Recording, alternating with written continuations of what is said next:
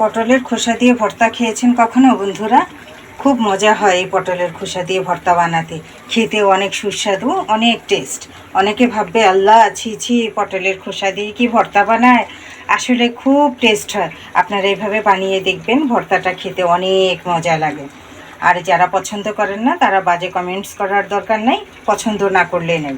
Butter জন্য একটা বাটনা নিলাম। অলরেডি আমার পটলের খোসাগুলো সিদ্ধ হয়ে গেছে। কয়েকটা কাঁচামরিচও আমি এখানে সিদ্ধ করে নিয়েছি পটলের খোসার সঙ্গে। এখন এই কাঁচামরিচ এবং খোসা সহ বাটনার মধ্যে আমি বেটে নিব। এভাবে করে আমি সবগুলো পটলের খোসা বেটে নিয়েছি। এই তো বাটা হয়ে গেছে। এখন এই পটলের খোসা বাটাগুলো আমি একটা পিরিচের মধ্যে বেড়ে নেব। এই তো পিরিচের মধ্যে বেড়ে নিলাম। এখন সেই সঙ্গে এখানে আমি শুকনা মরিচ সব কিছু টেলে নিয়েছিলাম। এখানে রসুন, পেঁয়াজ, শুকনা মরিচ এগুলো, এখন এগুলো সবগুলোকে আমি বাটনার মধ্যে আবার দিয়ে দিব। সবগুলো ঢেলে দিলাম।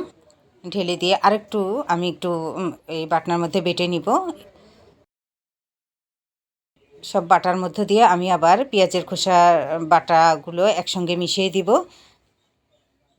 মিশিয়ে দিয়ে এখন একটা পিরিচের মধ্যে আবার তুলে নিব। এখানে সরিষার তেলটা দিলাম না, সামান্য একটু লবণটা মিশিয়ে দিব। এখন একটা পিরিচের মধ্যে বেড়ে পরিমাণ মতো সরিষার তেল দিয়ে ভালো করে মাখিয়ে নিব ভর্তাটাকে। এই তো রেডি হয়ে গেল আজকের পটলের খোসা ভর্তা। অত্যন্ত লোভনীয় ভর্তা হয়েছে, খেয়ে দেখবেন। আশা করি আপনাদের কাছে ভালো লাগবে। আল্লাহ হাফেজ।